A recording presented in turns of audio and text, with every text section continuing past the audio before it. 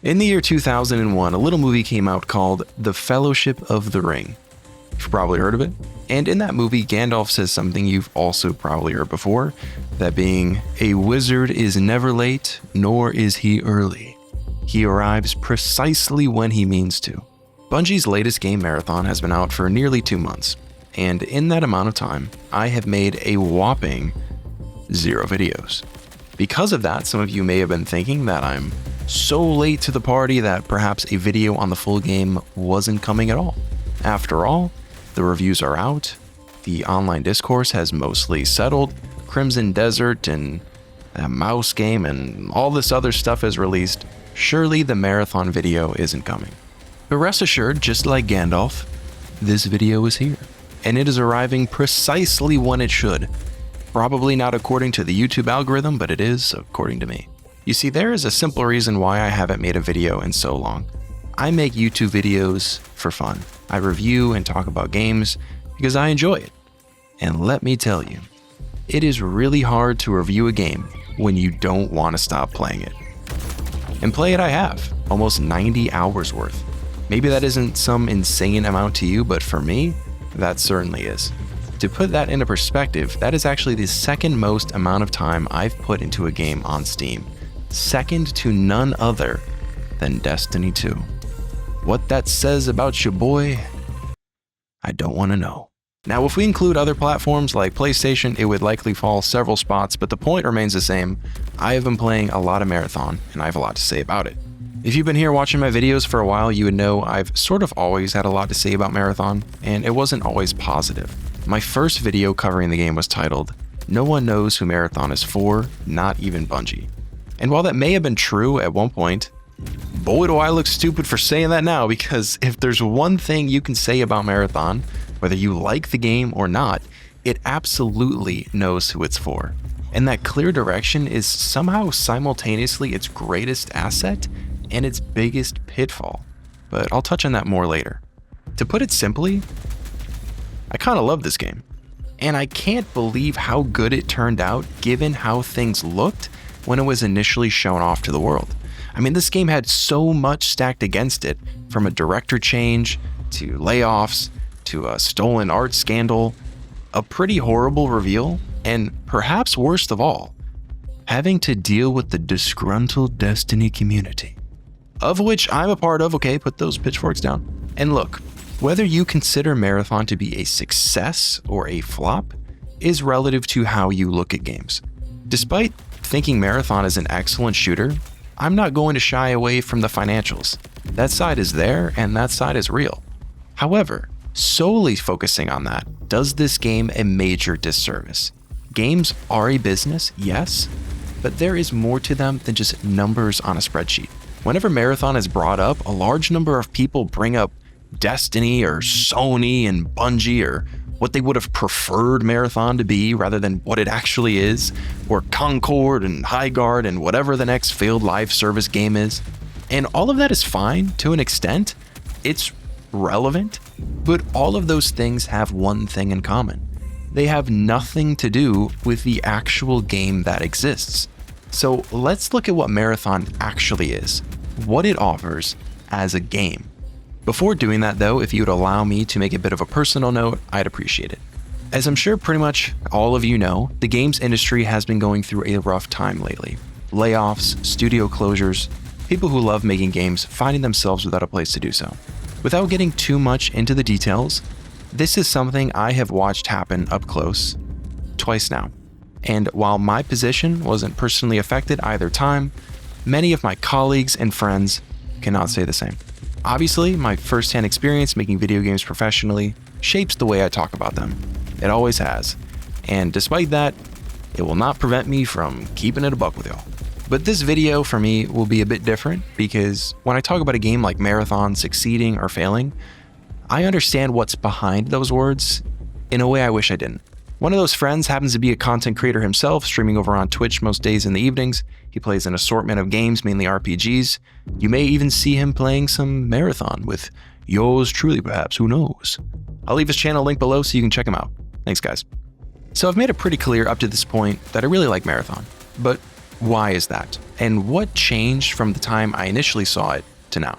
When I look back at my earlier videos, pretty much all of my hesitations about the game have fallen into a few different camps. They were either directly addressed by Bungie prior to release, turned out to not be that big of a deal, or I was just wrong.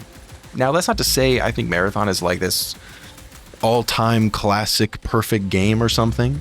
There's problems I have with it and things I would want Bungie to fix, but I do believe overall it's an exceptionally well-made shooter. So the problem with Marathon, and I use the word problem there very loosely, isn't what you normally see with a lot of games. Unlike many new games, especially live service ones, Marathon is a complete experience. There are tons of quests and story content to get through. There's a full suite of interesting characters to play as, even though I only play as Triage, apparently. There are tons of weapons and gameplay modifiers. There's a distinctive, unique aesthetic. There's a respectable number of maps that each serve a different purpose. The game runs well, free of any massive performance issues or bugs. You are not bombarded with countless overpriced cosmetics. Not everyone is going to agree with this one, but I think for a new PvP shooter, it is surprisingly well balanced. There's very few times I feel like I died from some BS or something like that. There's even a fully fleshed out endgame activity that has a clear end goal to shoot for, and Bungie has been doing a really good job being active with the community and responding to player feedback. And I know y'all Destiny players are mad about that one. The loop of Marathon is really clear and really simple. The gameplay systems, the environment design, the story, all work together towards this. Getting to the Marathon ship, figuring out what happened, beating the vaults, and living to tell the tale. You go from perimeter to dire marsh to outpost, each success inching you closer, each failure pushing you further away. Every new destination introduces new challenges to face, new obstacles to overcome, new puzzles to solve. It's this really well-made push and pull. If you're struggling, don't have enough good gear, or are lacking the credits necessary, you can go back to one of the easier maps to stock up and improve, knowing that you are moving further away from that end goal of the Marathon ship. And as you improve, you collect better gear, which you will need to take on the game's biggest challenges. Marathon has this element in it that you don't see in a lot of other games, where instead of the game being about collecting items, the game, I think, is about gaining knowledge. In Marathon, you will die a lot. That awesome gold whatever item will get lost. And as a matter of fact, the only way to overcome the next challenge is to put that gold weapon on the line. Bungie achieves this by having some of the more difficult activities in the game have a gear minimum where your items have to equate to a specified value. But they also force this in a more subtle way by just making the game really hard. If you want to hold on to your rarest items and opt to use cheaper ones, you will get stomped. Marathon is like that movie Live, Die, Repeat or Edge of Tomorrow or whatever it was called. Once you can accept that death is part of the journey and each failure has merit gained through experience, the whole thing clicks. And this creates a really interesting problem for Bungie, one that I was alluding to earlier. I don't think I'm going to blow anyone's mind when I say this, but things in life are more rewarding when they feel earned, when there was some sort of struggle leading up to it. This is why hitting a PR in the gym is so rewarding, why playing Neon feels way better than Smoke on the Water, or when you put the USB cable in the right way on the first try. None of these things would be nearly as satisfying if they were just handed to you with no resistance. And this is exactly where Marathon sits.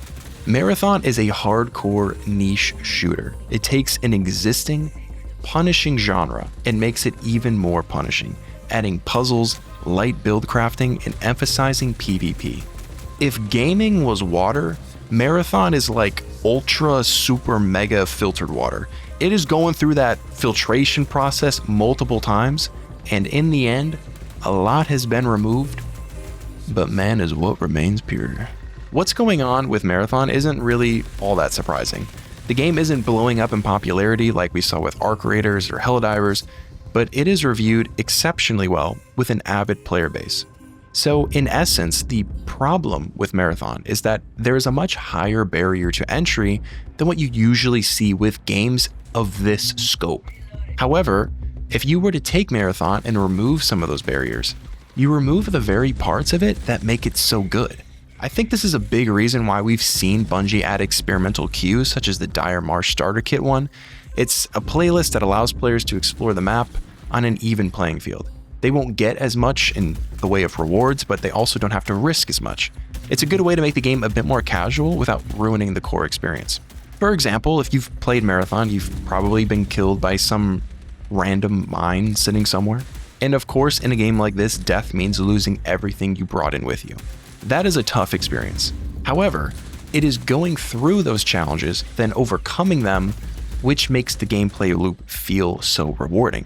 To remove the mine is to remove the very thing that makes the eventual success feel as good as it does. You have to fail to then succeed. This is something we have seen in FromSoft games and others like it for years. It is a purposeful aspect of the design.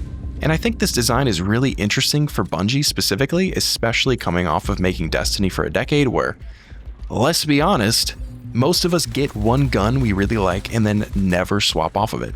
And the only way for Bungie to get us to use other things is to make even better things. This is why Destiny is the way it is today. They either eventually sunset all the items we've earned, which pisses everyone off, or they just keep making everything more and more powerful, leading to insane power creep.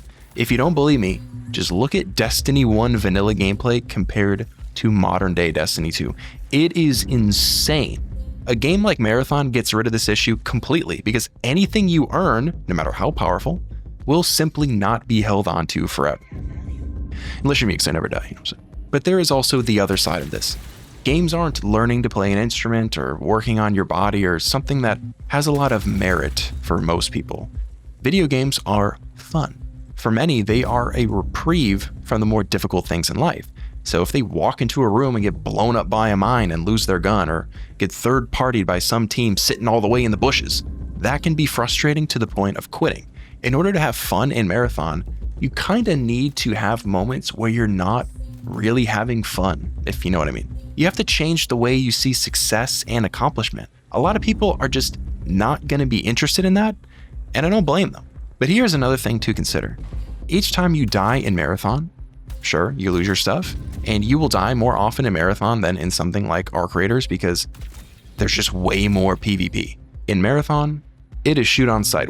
If we were just nice to each other, you know how much loot we'd all have at this point? But it's important to remember that each time you die and drop a purple or gold item, the person that killed you just saw a purple or gold item pop up for them to take. In no other extraction shooter that I've played can you go from rags to riches as fast as you can in Marathon. There are times I've loaded in with a free kit and come out with like several purple items. Most people focus on the losing aspect of these games when in reality they go both ways. Your loss is always someone's gain and vice versa.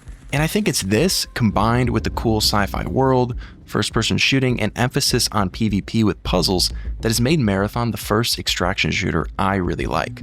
Now I understand I've just spent however many minutes talking about why I really like Marathon, and in that time you may have been sitting there listening to me describe it and say, that doesn't sound fun at all.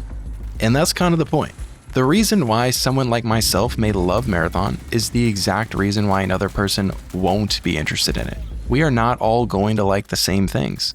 For some people though, Marathon's barriers to entry may not be okay, because they look at estimated costs of the game and the amount Sony paid to acquire Bungie and the suggested copies sold.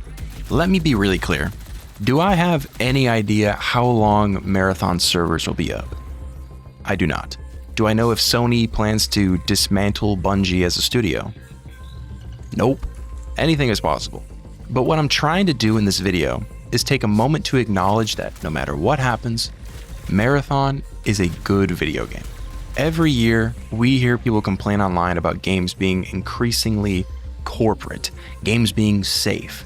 We see the same Assassin's Creed and Madden and Call of Duty and whatever. We hate these big corporations looking at games like spreadsheets, stifling creativity in favor of whatever is going to sell the most copies.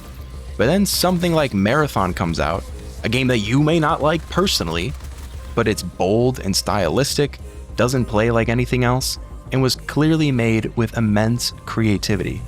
And all anyone seems to want to talk about is Steam charts and sales figures. I'm not claiming Bungie purposefully made something they didn't think would be financially successful for the the sake of art or whatever. I have no way of knowing that. But I do think they refuse to be boring to achieve it. This idea you see pushed around online all the time that like, just make a good game, people will buy it, is reductive. These people act like life is like a vending machine, that if you just put in the right effort, you are guaranteed a specific outcome.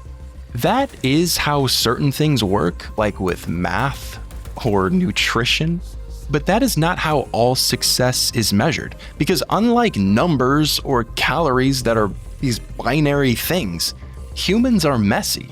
You can do what's right by every objective metric we have and still not get the outcome you want.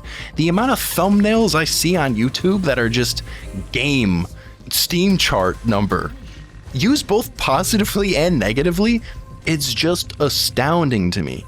Popularity is just popularity. It doesn't equate to quality. It might increase the odds of that thing being quality, but it's not always gonna mean that.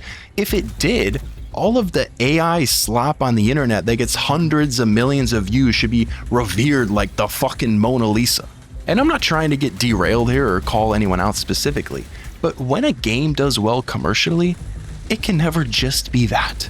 It's always indie studio doing well, so we gotta dunk on AAA studio. It's like these people have forgotten from elementary school that you don't have to put someone down to give someone else a compliment. It can just be, I'm happy to see this small studio have success, period, end of the sentence. How many thousands of game developers need to get laid off for these people to realize that failure for AAA studios is only felt by those who are just doing their jobs and don't have any say in any of the decisions you think are stupid? Dunking on a company like EA is not felt by Andrew Wilson, it is felt from Joe from QA. And yes, the corporate mindset cares about output because that's what shows up on the balance sheets. And I'm not even saying they're wrong for doing that. They have jobs to do too. At the end of the day, there are practical considerations for running a business. But players are just players, people who should be looking for a fun game to play. Instead, there are so many players out there that employ themselves as unpaid financial consultants for a multi-billion-dollar studio, and it is cringy as hell. I have zero clue what the future holds for Marathon. I have zero clue what the future holds for Bungie. I would love it if the game continued, and I would love me a Destiny 3 or a Destiny 1 remastered or whatever. From the human sense, I care. I care about the studio and those that work there, despite not knowing any of them personally, and I think they should be proud of what they made. But player counts, whether or not that game made a profit or matched Sony's projections, of which we don't even know. I do not normally swear on this channel, but I do not give a fuck. I am playing the game because I like it. I play it with my friends because we have fun playing it together. That's it. So maybe the game is a flop financially. Maybe Sony is kicking themselves for buying Bungie just for them to make super niche game. I don't know. I don't care. And honestly, you shouldn't either. Thanks for watching the video. I'll see you all in the next one.